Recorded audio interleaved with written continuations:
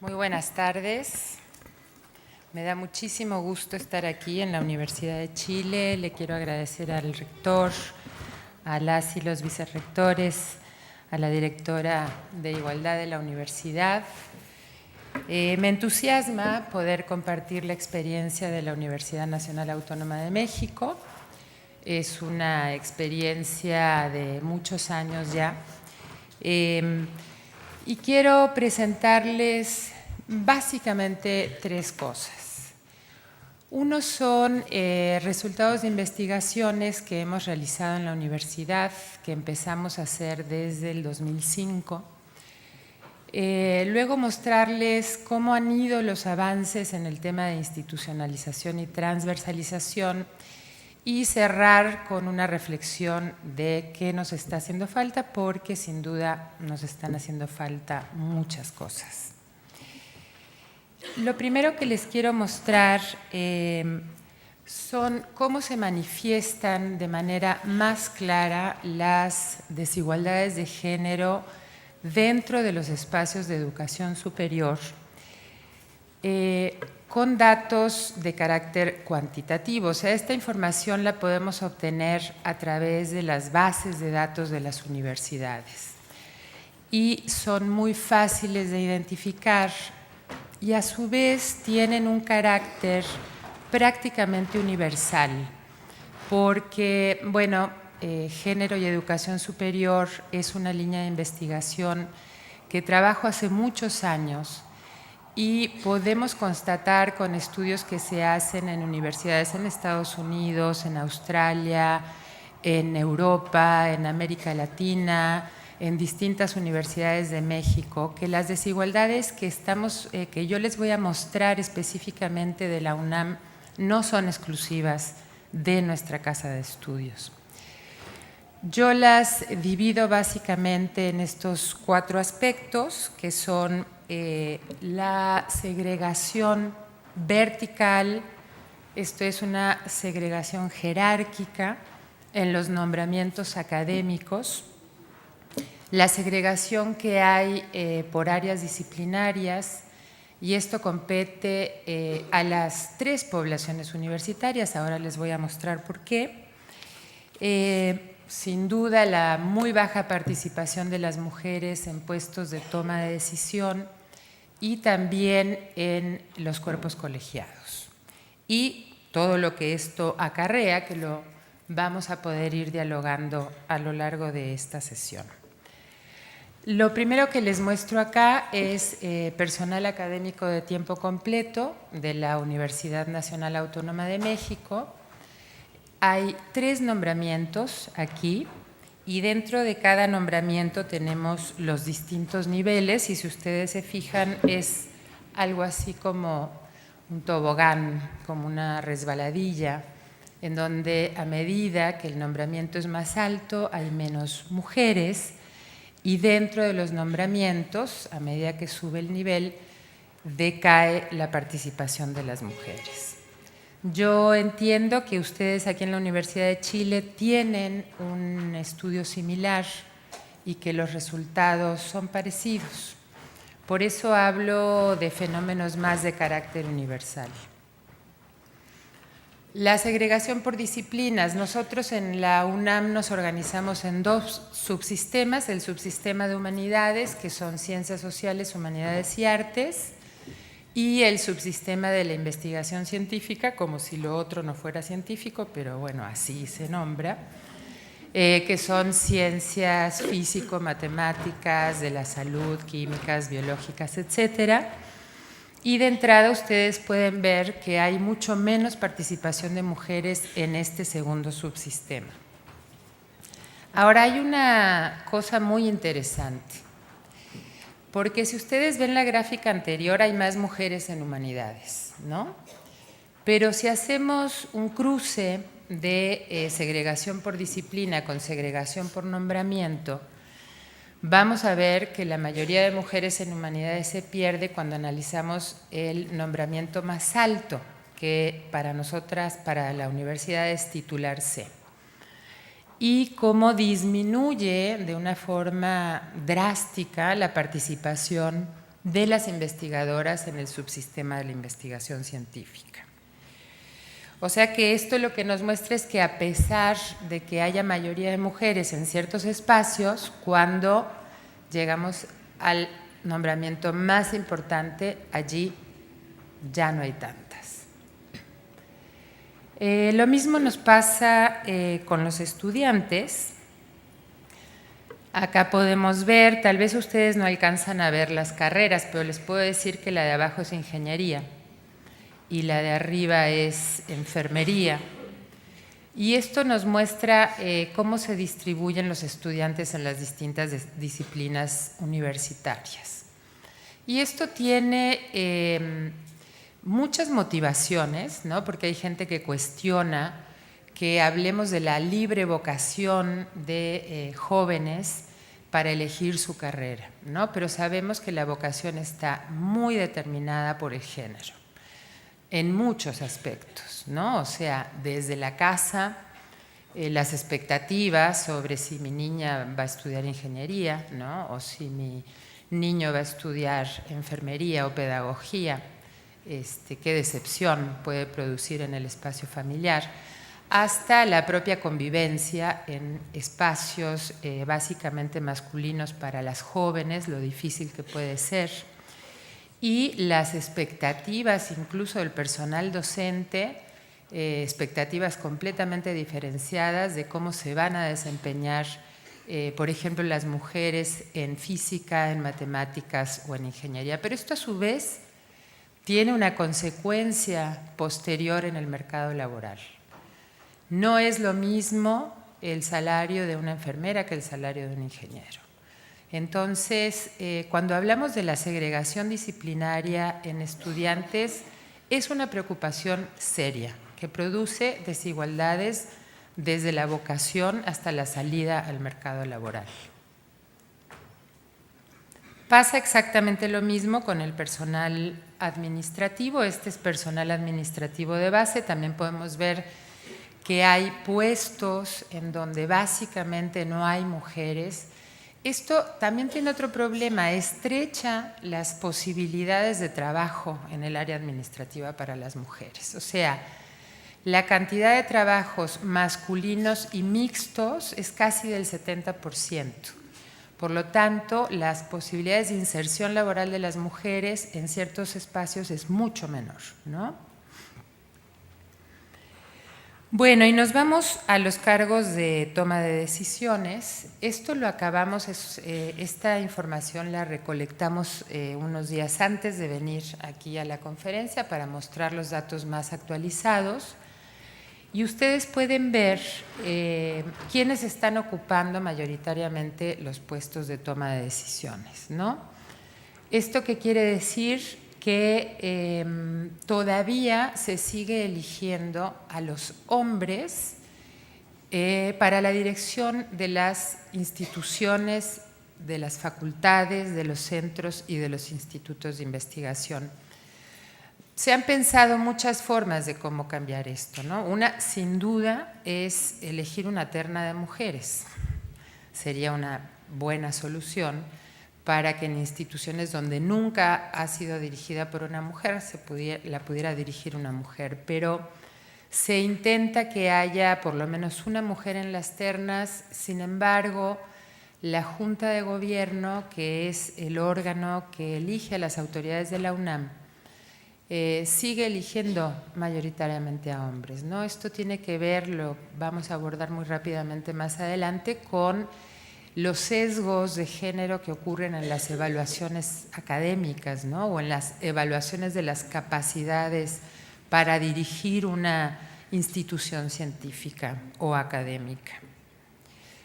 Bueno, y por último, en estos datos cuantitativos, vemos que también las mujeres tienen menos participación en los cuerpos colegiados. Ha subido a lo largo del tiempo la participación en el Consejo Universitario y se mantiene ya hace algunos años la participación en la Junta de Gobierno, que es el órgano colegiado más poderoso, digamos, de la universidad, porque es quien elige al rector y quien elige a las otras autoridades universitarias. Estos datos que yo les muestro son la evidencia de las formas de segregación que hay en la universidad, pero lo interesante es entender por qué, ¿no? Y moverlo, o sea, poder avanzar hacia universidades mucho más equilibradas en el aporte que producen todos sus integrantes, ¿no? Hombres y mujeres dentro de sus comunidades. Entonces, para entender un poco por qué estos números son así, hay que recurrir a la investigación cualitativa, porque esta información solo nos dice cómo está la gente, no nos está diciendo qué pasa, ¿no? O sea, por qué las mujeres no llegan a los niveles más altos de los nombramientos o por qué no están en los cargos de toma de decisiones.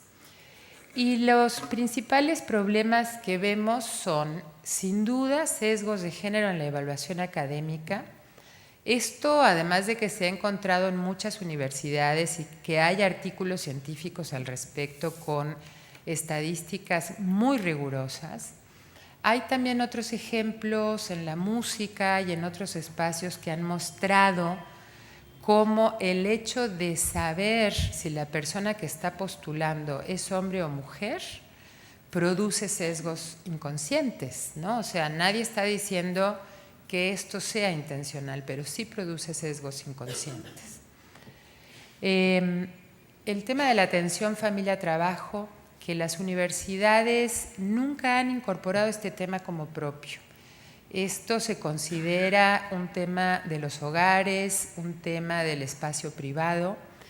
Sin embargo, el efecto que tiene esta tensión entre la familia y el trabajo en la trayectoria académica o laboral de las mujeres es fuertísimo y no puede ser ajeno a las instituciones. También ahora veremos por qué. Sin duda, el tema de la discriminación y, por supuesto, el hostigamiento y el acoso sexual, que es un fenómeno que ha existido siempre en las universidades. No es nuevo. Lo que sí es nuevo es que hay muchas jóvenes que dijeron basta. No podemos seguir conviviendo en instituciones en donde se supone que hay una serie de valores y sin embargo no se respeta la dignidad de las mujeres. ¿Qué hemos encontrado con respecto a estos temas? Yo les voy a dar solo algunos ejemplos de distintas investigaciones. Yo acá estoy juntando información de varias investigaciones que hemos realizado en la UNAM. Y este es el caso de una investigadora del Instituto de Física de la UNAM, que es Premio Nacional, que tiene los mayores niveles académicos, no solo dentro de la universidad, sino en el Sistema Nacional de Investigadores, que alcanzó todo esto muy joven, además. Pero cuando se quiso promover, le preguntaron que cuántos artículos tenía publicados con su marido, porque ese es un fenómeno muy interesante que se produce en la UNAM y conozco por la literatura en muchas universidades de Estados Unidos, que tiene que ver con las parejas de académicos. Hay en institutos de ciencia una enorme cantidad de matrimonios, ¿no?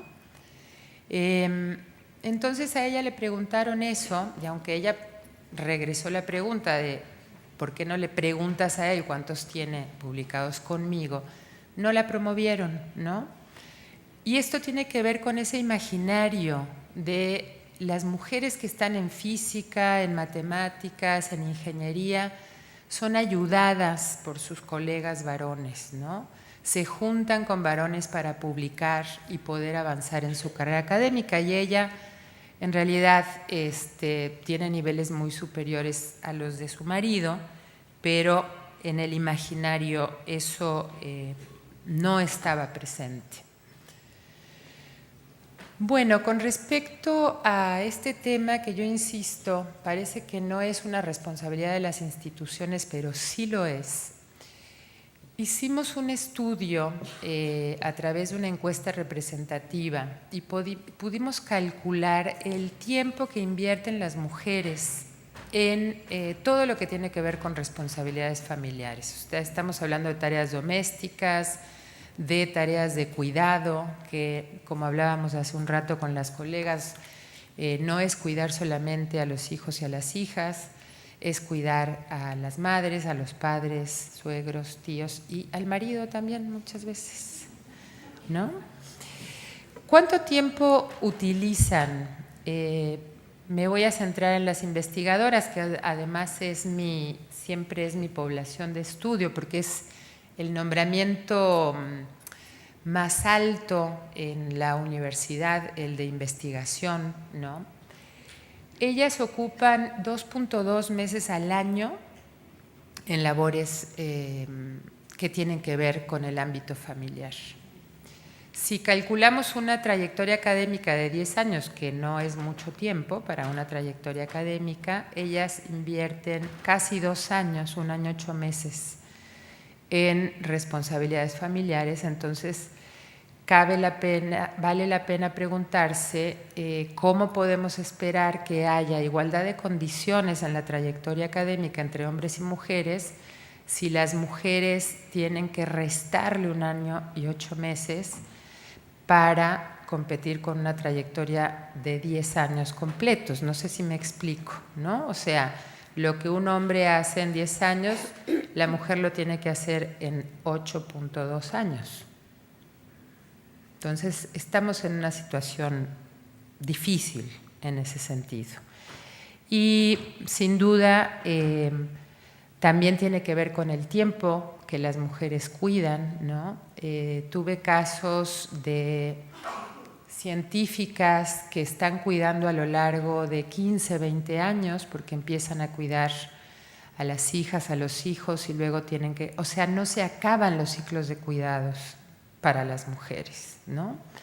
Todo esto es lo que nos está hablando de los números que vimos al principio. O sea, estos son algunos de los obstáculos que tienen las mujeres. Y sin duda el tema de la discriminación, ya hablamos de los sesgos de género en la evaluación académica, que es una forma de discriminación, pero hay una discriminación no intencional, absolutamente inconsciente, que tiene que ver con estos 2 testimonios que yo pongo acá. Uno de la misma física que les comenté hace rato, que pues un compañero pasa por un pasillo del instituto y ve a 2 señoras hablando de física y se le hace muy curioso, ¿no? Qué chistoso que 2 mujeres estén hablando de física, ¿no?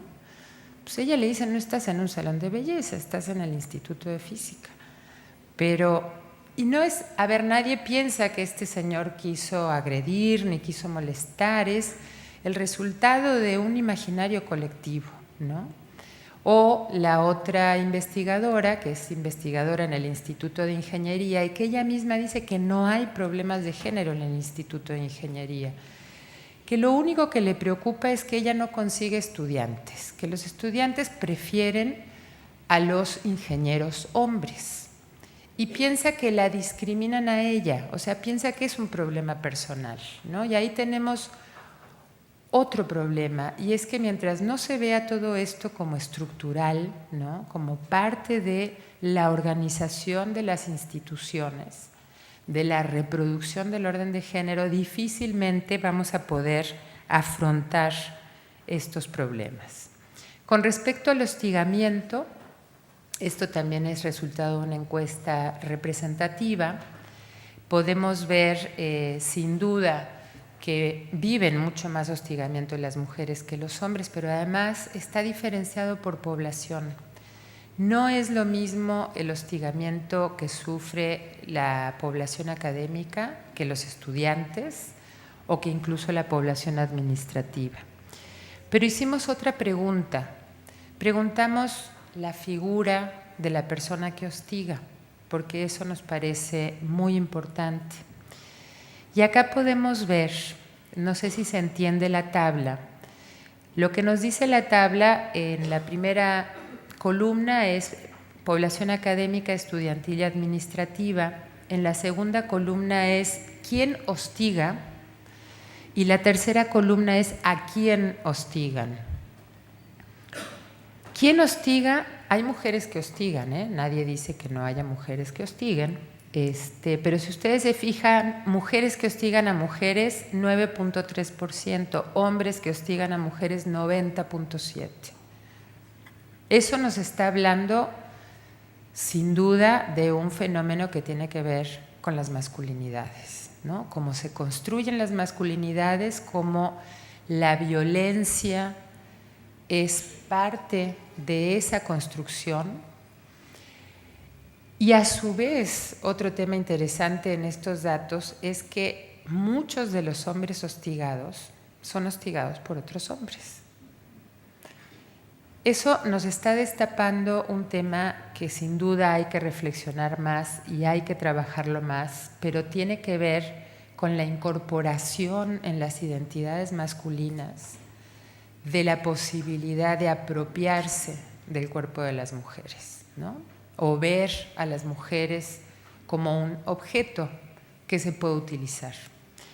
En México tenemos muchos problemas de violencia y es un tema que nos mueve mucho, ¿no? Tenemos el fenómeno del feminicidio expandido por todo el país y realmente es un tema al que hay que meterle mucho trabajo, mucha cabeza y mucha política pública para poder terminar con un fenómeno tan lamentable como este. Bueno, ¿qué cosas hemos hecho en la universidad? Lo primero que impulsamos en el 2004, por eso les digo que llevamos mucho tiempo trabajando esto, hicimos un proyecto con muchas dimensiones, pero una de ellas y la principal fue justamente la investigación. Necesitábamos saber, todo el mundo lo sabía o todo el mundo lo suponía o lo intuía qué estaba pasando en la universidad, pero no había cifras, no había testimonios, no había datos concretos. Entonces, lo primero que empezamos a hacer es investigación. Y la investigación, sobre todo la cuantitativa, la hacemos cada 3 años.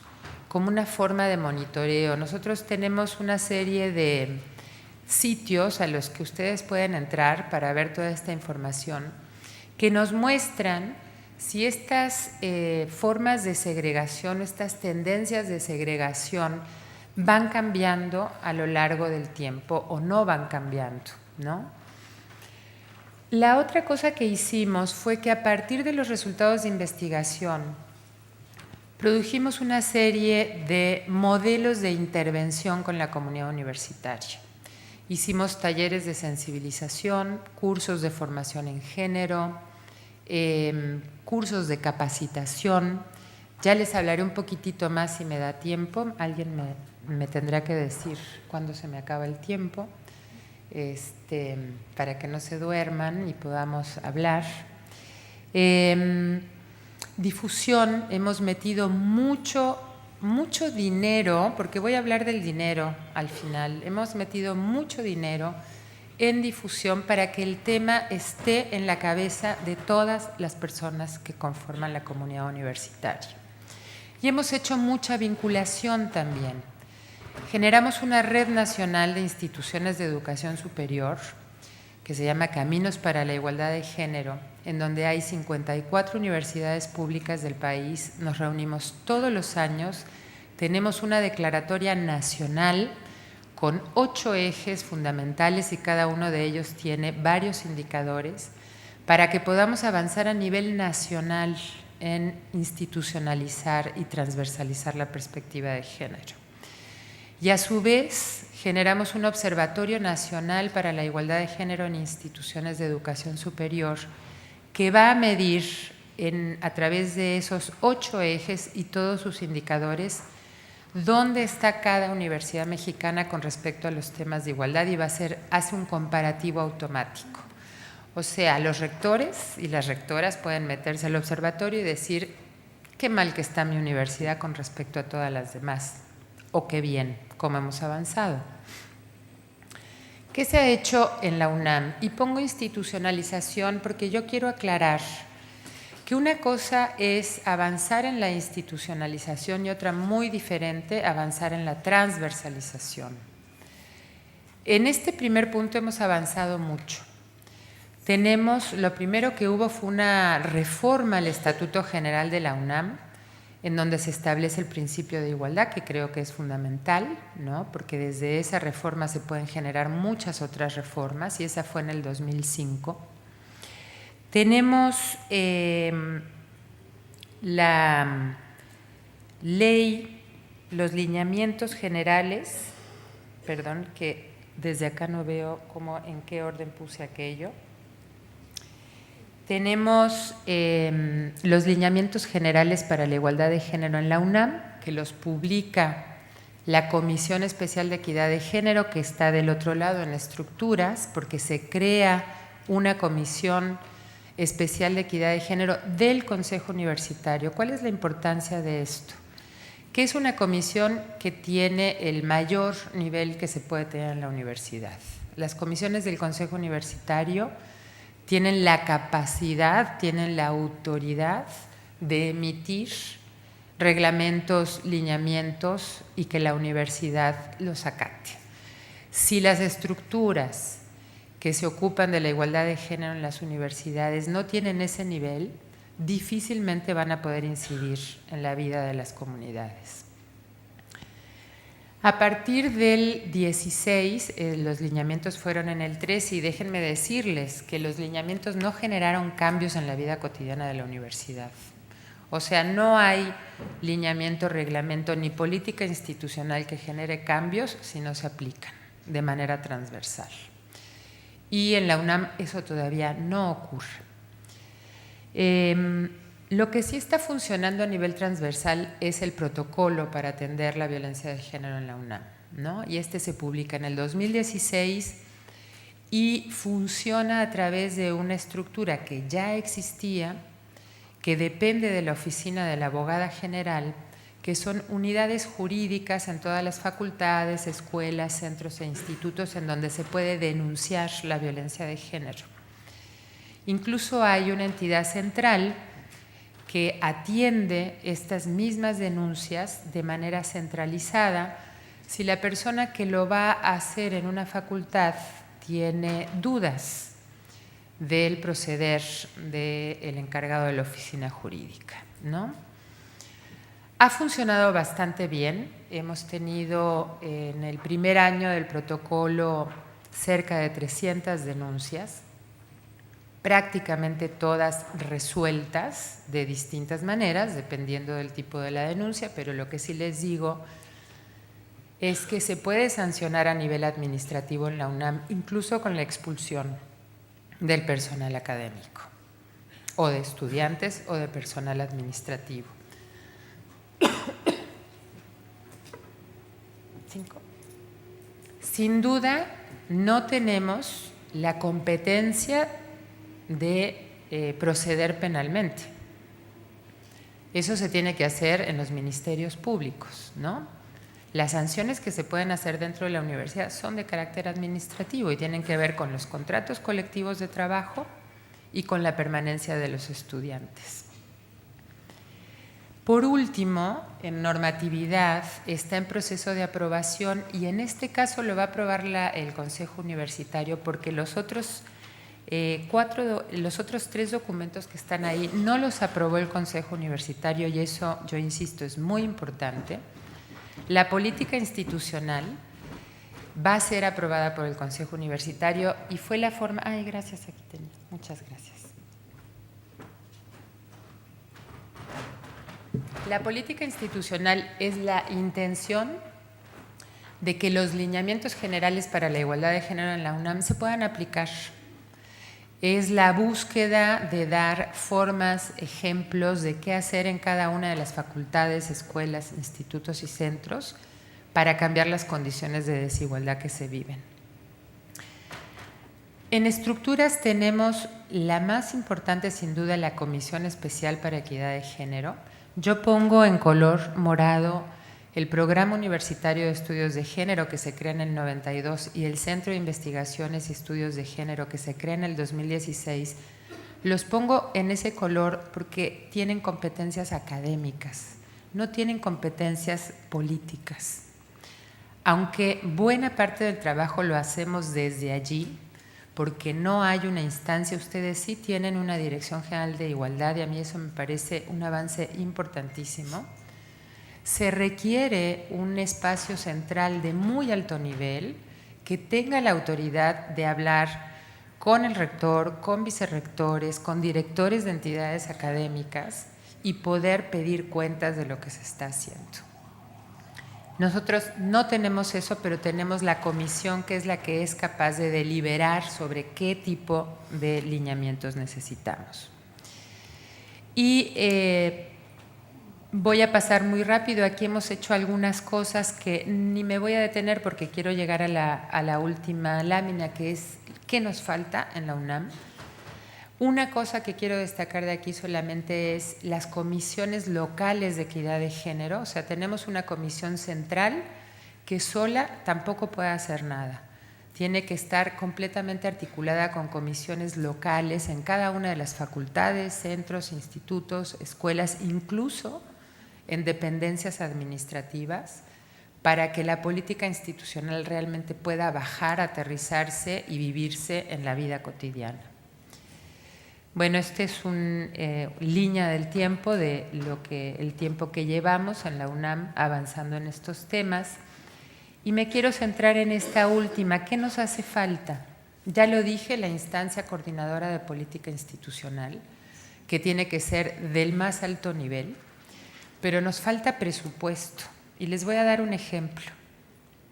En México existe presupuesto etiquetado para la igualdad de género, porque tenemos Ley General de Igualdad, tenemos Ley General de Acceso de las Mujeres a una Vida Libre de Violencia, tenemos toda la estructura para que se incorpore el tema en la Administración Pública Federal, y hay una bolsa de recursos muy importantes para la igualdad de género en la administración pública.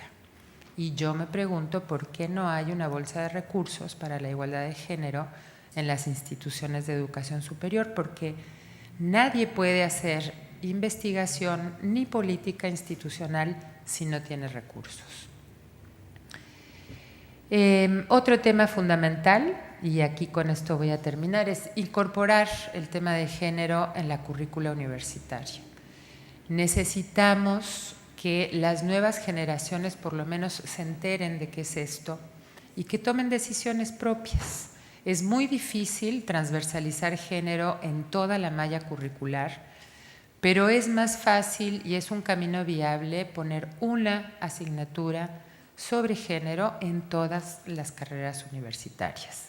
Ese es un trabajo que tampoco hemos logrado en la UNAM. Tenemos solo una facultad que tiene transversalizada la materia y le está yendo súper bien, transversalizada en todas sus carreras, y realmente creo que es uno de los avances centrales. Así que para transformar la cultura universitaria, entre otras, necesitamos hacer alguna de las cosas que yo he comentado aquí. Muchas gracias.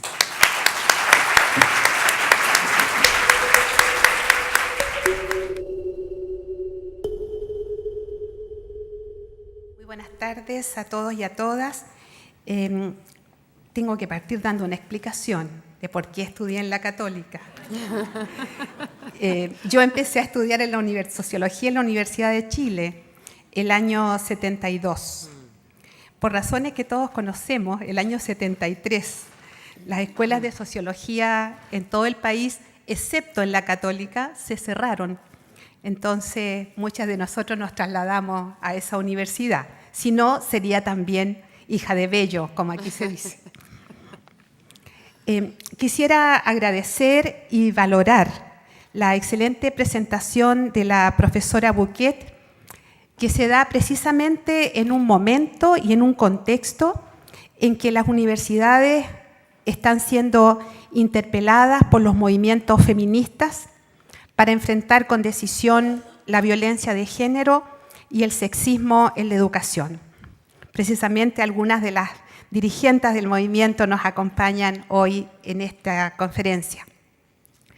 En el caso de la Universidad de Chile, no solo compartimos en gran medida el fondo de las demandas feministas, sino que también hemos iniciado un camino que como veíamos ya hace más de 2 décadas partió en la UNAM, para reconocer y enfrentar las desigualdades entre hombres y mujeres y las discriminaciones por razones de género que se manifiestan en esta casa de estudio.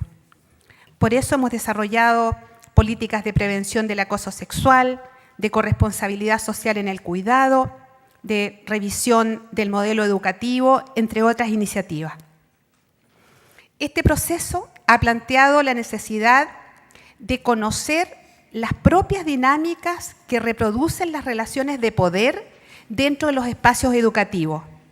Porque, aunque resulta paradojal, las universidades, tal como lo recuerda la profesora Bouquet en alguno de sus textos, han generado conocimiento y han tenido una mirada crítica acerca de las desigualdades sociales y de género presentes en las sociedades en las que se insertan. Sin embargo, no han hecho lo mismo respecto a sus propias estructuras y culturas institucionales. Al respecto, no puedo dejar de decir que comparto precisamente los comentarios de la profesora Bouquet, que nos muestra con datos lo conservadoras que pueden ser nuestras universidades, aun cuando tengan este discurso crítico hacia la sociedad. Investigadoras feministas han señalado que la idea generalizada de que las universidades presentan un modelo de funcionamiento igualitario orientado por la meritocracia, el mérito individual, ha contribuido a invisibilizar e ignorar que el contexto patriarcal también se manifiesta en los espacios donde se produce el conocimiento y que el propio conocimiento está determinado por estructuras y dinámicas organizacionales que reproducen estereotipos y patrones sexistas. Hoy se suelen usar los indicadores de alta participación femenina en la educación en general y en la educación superior en particular como signos de evidente progreso y desarrollo de los países. Se dan por superadas las exclusiones del sistema educativo que por siglos vivieron las mujeres y se afirma que su progresiva y masiva acceso a la educación ha sido una verdadera revolución silenciosa. Sin embargo, lo que no se muestra con igual entusiasmo son los rasgos que caracterizan esta participación y que constituyen la antesala que se replica de forma casi literal en el mercado de trabajo fuertemente segmentado por sexo. Ya lo decía la profesora Bouquet, nos referimos entre estos rasgos a la baja presencia de mujeres en el cuerpo académico, en las instancias de decisión, en las jerarquías superiores, su concentración en determinadas áreas del conocimiento, sus dobles jornadas y sus menores remuneraciones por trabajos similares o de igual valor. Hace unos días, en la cuenta anual del Consejo de Evaluación, el rector Vivaldi, espero no interpretarlo mal, rector, sino recordaba una frase de Gramsci: decir la verdad es siempre revolucionario. De esta manera se destacaba que la generación de conocimiento sobre la realidad que habitamos permite develar situaciones que se tenían por dadas, naturalizando las desigualdades de la construcción y significación social de género.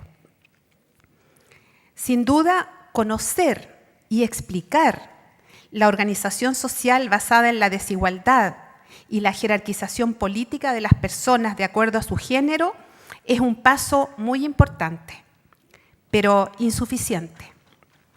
Para dar un paso más en la misma línea, recurro a otra frase también de Gramsci: odio a los indiferentes. Creo que vivir quiere decir tomar partido. Tomar partido por la igualdad entre las personas, independiente de su origen social, género, pertenencia a un pueblo originario, y actuar en consecuencia en la propia institución es una decisión radical que deben tomar las universidades.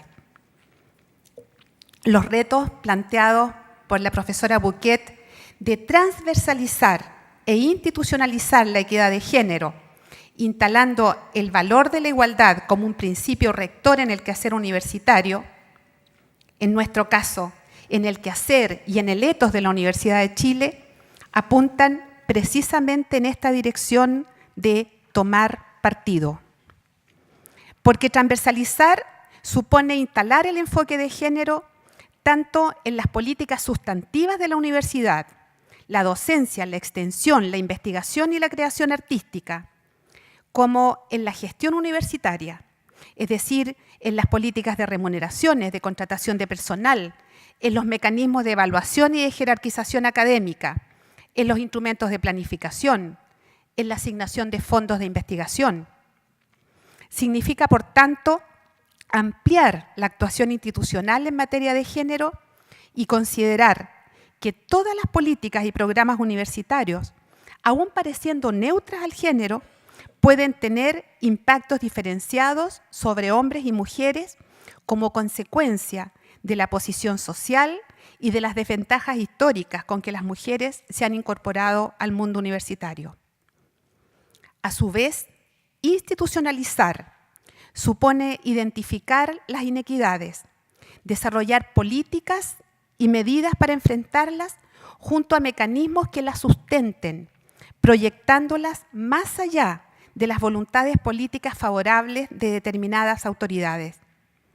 Esto es particularmente importante porque lo que caracteriza a las políticas de igualdad de género es su carácter cuestionador y transformador, lo que lleva a que estén siempre bajo sospecha, siempre cuestionadas y tensionadas con aquellos que defienden el status quo. La discontinuidad que han tenido muchas políticas públicas nacionales en materia de género, que se disipan en las agendas políticas ante cambios coyunturales, reafirma esta necesidad de institucionalizarlas. A modo de ejemplo, basta mirar lo que está ocurriendo hoy en Chile con el protocolo para aplicar la ley de despenalización del aborto en 3 causales.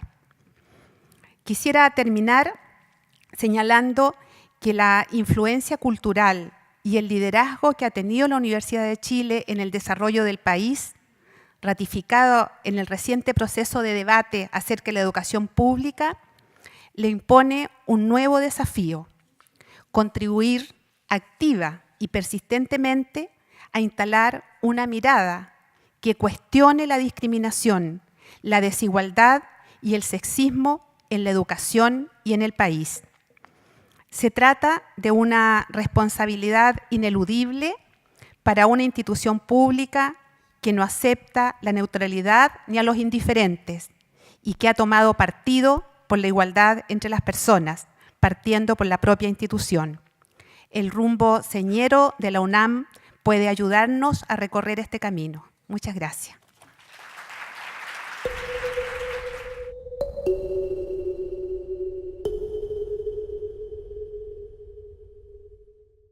Hola, ¿cómo están? Mucho gusto. Oye, felicitaciones, las 2 presentaciones fueron extraordinarias, realmente, muy buenas, muy interesantes. Se me viene a la cabeza, perdón, cuando veo el auditorio, hay un libro de biología, es biología pura, que se llama ¿Por qué existe el sexo masculino? Que es una buena pregunta, porque originalmente de la condición asexuada no es que se bifurque hacia una feminidad y una masculinidad, sino que la feminidad sigue troncalmente el ancestro asexuado y el sexo masculino lo que se inventa en algún momento de la evolución. Bueno, eso es válido hasta hoy día. Gran parte, eso no se dice, pero gran parte de la herencia es una herencia estrictamente proveniente de la madre, que es el ADN mitocondrial. Pero no es eso lo que estamos conversando, o a lo mejor sí también algo de eso estamos conversando. Quería, en primer lugar, recordar la cita es, hasta donde yo la recuerdo por lo menos, de Gramsci, es la verdad es siempre revolucionaria. Y eso yo creo que es muy importante tener presente, de que mejor, también es igualmente válido, valga el modus tollens al revés. ¿Ya? Negar la verdad siempre es contrarrevolucionario, pero quedémonos con lo tremendamente importante que es como paso previo esto que hemos visto acá de una información acabada, cuantitativa y cualitativa de cuál es la situación de discriminación de sexo, ¿ya? Y estos datos que son muy semejantes a los que conocemos en Chile son lo primero que uno tiene que mostrar.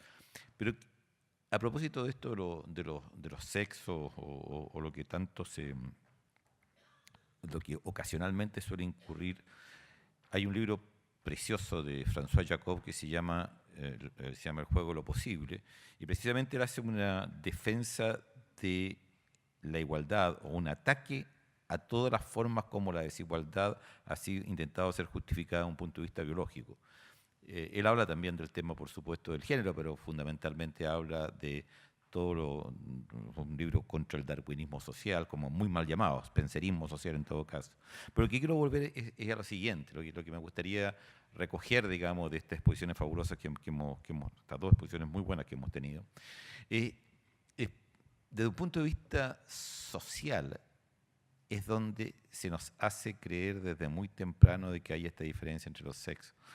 Y para mí, una cosa que me impactó mucho, porque parecía una película surrealista, fue ver, por ejemplo, con las suffragettes, se cumplen 100 años las suffragettes en Inglaterra, cómo los bobbies, cómo la policía inglesa golpeaba con mazos a las mujeres. Era surrealista, porque además las mujeres tenían estas polleras de la época, etcétera, pero ver a la policía golpeándola era muy impresionante.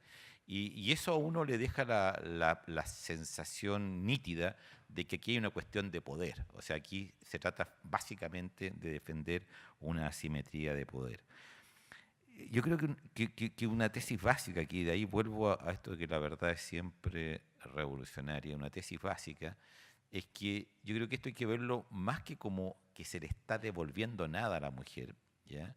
Lo que se está haciendo realmente es reparar, o sea, no se le está entregando, regalando nada, es reparar una condición de desigualdad que no tiene una justificación en ninguna otra instancia que no sea una organización social que se hace coherente con ello.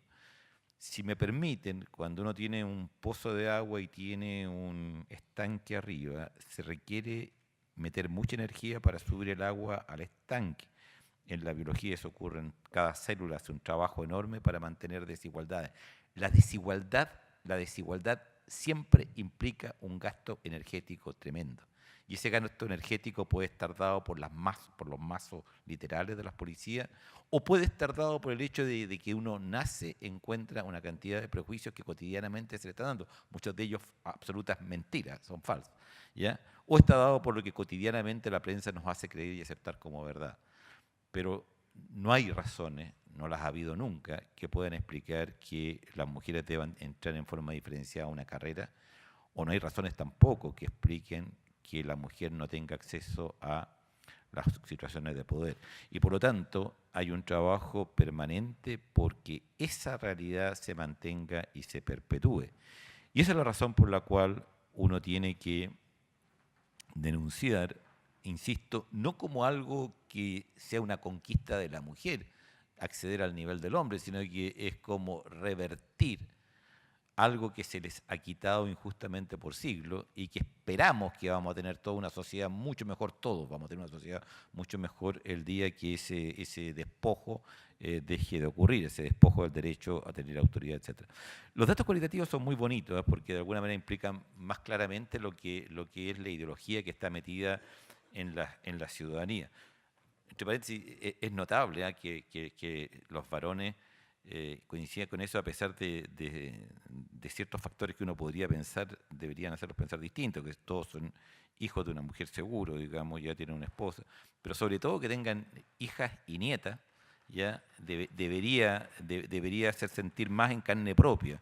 Y eso lo digo muy responsablemente, debería sentir mucho más en carne propia el tema de rechazar la desigualdad contra las mujeres. Pero eso no ocurre porque precisamente hay un peso ideológico enorme. Y agrego como un tema para demostrar cuán impactante esta cosa, estos ejemplos cualitativos que daba. Es muy frecuente escuchar en medicina con absoluta honestidad, como muy bien, tú lo decías muy bien, ¿eh? De que no hay que tenerle rabia ni pegarle a esa gente, hay que verlas casi como un fenómeno interesantísimo, estos comentarios cándidos que hacía esto de que las mujeres hablaban de asfixia en el pasillo. Es muy frecuente que ustedes escuchen en un ambiente médico sin ninguna mala intención decir opera bien, o sea, una interna, una residente, que bien opera para ser mujer, ¿ya? Y eso tiene un doble juego muy bonito, porque si uno piensa en las bases biológicas, las mujeres tienen mejor motricidad física, mejor motricidad fina de las manos, bordan mejor y con lo que ustedes quieran.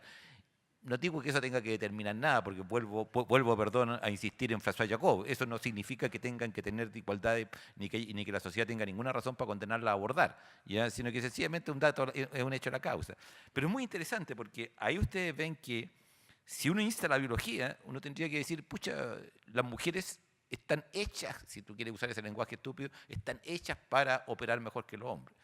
Y el hecho es que eso llama la atención, corta claramente en la otra condición que tiene la cirugía, que es la toma de decisiones, el hecho que tiene mucho que ver con exactamente los rasgos que se asocian al poder.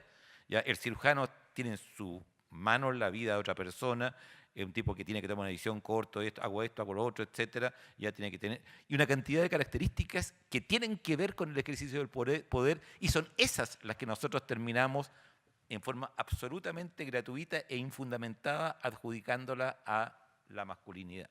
Entonces, es esta cotidianidad donde uno tiene que dar la pelea día a día, ¿ya? Pero creo que estoy totalmente de acuerdo, creo que estas cosas no van a ocurrir mientras no se responsabilice la institución de hacerlas propias.